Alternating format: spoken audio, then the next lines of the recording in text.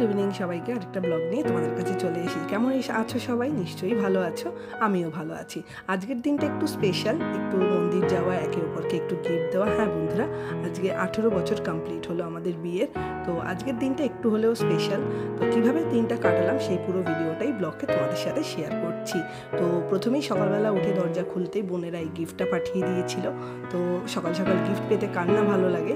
তো এই গিফটটা নিয়ে টেবিলের ওপর রেখেছি, কাটা হয়নি, মেয়ে বিকেলবেলা স্কুল থেকে ফিরলে পর তখন কাটবো।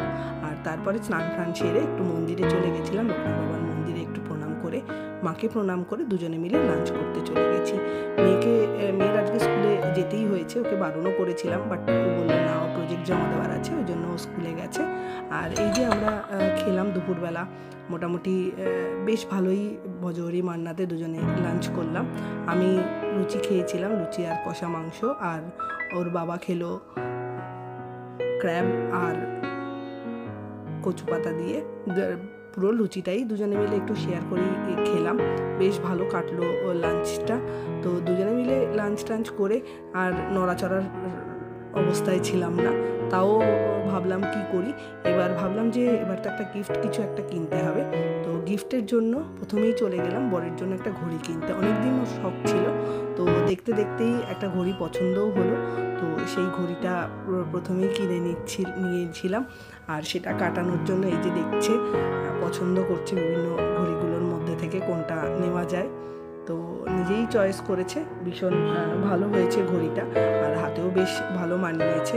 আর আমি কি নিলাম, হ্যাঁ সেটা তো তোমাদেরকে দেখাবই। আগে ওর ঘড়িটা ঠিকঠাক মতন হাতে সেট হোক, দেখতেই পাচ্ছ ঘড়িটা কিনেছে, বেশ সুন্দর হয়েছে কিন্তু ঘড়িটা। অনেকদিন বাদেই কিনলো একটা ঘড়ি। তাই বললাম ঠিক আছে চলো আমি তোমাকে দিয়ে দিই। তো আমি গিফট করলাম এই ঘড়িটা আমার বরকে। এবার চলো দেখে নিই আমি কি কিনলাম। হ্যাঁ, একটা লোহা বাঁধানোর অনেক দিনের শখ ছিল, তো কিনে দেওয়া একটা লোহা বাঁধানো কিনবো। তো বর বললো ঠিক আছে চলো, এটাই আমি গিফট করছি। এটা আমাকে কিনে দিল সেনকো গোল্ড থেকে, আর পিসি চন্দ্রে বা অন্য কোনো জুয়েলারিতে যায়নি, আমাদের বাড়ির কাছেই সেনকো গোল্ড আছে, তো এখান থেকেই এটা কিনে নিলাম।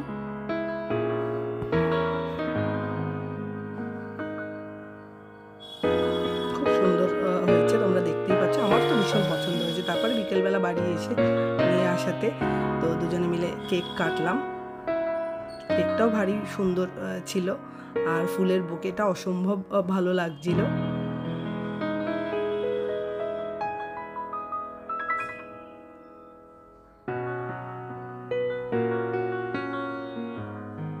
এরপরে ওখান থেকে একটা গিফট মতন দিয়েছিল, যেখান থেকে ঘড়ি কিনেছি। তো তারপরে চলে গেলাম আমার হাজব্যান্ডেরই স্কুলের বন্ধু, আমি তাকে দাদাই বলি, আমাকে সে ছোটো বোনের মতনই স্নেহ করে, তার বাড়িতে। এবং তার বাড়িতে গিয়ে এই যে ফুলের গাছগুলো দেখলাম, সত্যি মনটা ভরে গেল। আর এত সুন্দর গাছগুলো দেখো, পেটুনিয়ার গাছগুলো সাদা ফুলে ভরে গেছে, আর বিভিন্ন কালারের পেটুনিয়ার এই গাছগুলো, আর পাতা দেখা যাচ্ছে না, এত সুন্দর। আমরা অবশ্য রাত্রেবেলা দেখেছি, দিনের বেলাতে হয়তো আরও সুন্দর লাগবে। দেখতেই পাচ্ছ দাদা টর্চ নিয়ে ওপরে চলে গেছিলো। আর গাঁদা ফুলগুলো দেখো, এক একটা সাইজ যে সামনে থেকে সত্যিই না দেখলে এগুলো বিশ্বাস হতো না যে এত সুন্দর গাছগুলো হয়েছে। আর পুরোটাই কিন্তু মেনটেন করে আমার দাদা।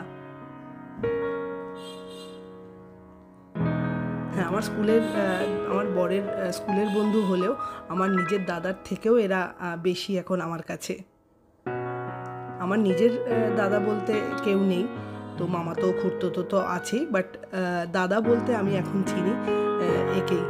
আর অনেক রকমের আবদার বা যাই বলি দাদাকেই বলি, এবং দাদা মোটামুটি সেটা করে দেওয়ার চেষ্টা করে। আর দেখতেই পাচ্ছ কি সুন্দর সুন্দর ফুল গাছ, আর পুরোটাই বললাম এক্ষুনি যে দাদা মেনটেন করে। আর এত সুন্দর মেনটেনেন্স, আর এত ভালো লাগছে গাছগুলো দেখে, না জানি সূর্যের আলোতে এগুলো কত সুন্দর লাগবে। তারপরে নিচে নেমে এলাম, নিচে নেমে এসে ওপরে বেশ কনকনে ঠান্ডা। এই যে এটা হচ্ছে আমার বৌদি, আর এরা দুজন এখানে আড্ডা মারতে ব্যস্ত। আমাদেরও একই দিনেই অ্যানিভার্সারি দুজনের, দাদারও আমারও, আর এদেরও বয়স সেম। এরা এই জন্য ভীষণ ভালো বন্ধু। আর যেহেতু একই দিনে অ্যানিভার্সারি, সেহেতু ওদের বাড়িতে চলে গেছিলাম আমরা দুজনে, দাদা আর বোনের অ্যানিভার্সারি যেহেতু একই দিনে, একই মাসে, একই ডেটে, তো আমরা ওখানেই কেক কাটলাম। দেখতেই পাচ্ছ তোমরা, ভীষণ ভালো দুজন মানুষ। আর ওদের বাড়িতেই ডিনার করব, দাদা ডিনারের অলরেডি অর্ডার দিয়ে দিয়েছে। এবার ডিনারে কি কি খেলাম চলো এবার সেটা দেখে নেব। এই যে ফ্রাইড রাইস, আর সোমবার যেহেতু ছিল সেহেতু ভেজ ছিল, তো দাদা চাউমিন থেকে অনেক কিছু অর্ডার দিয়েছিল।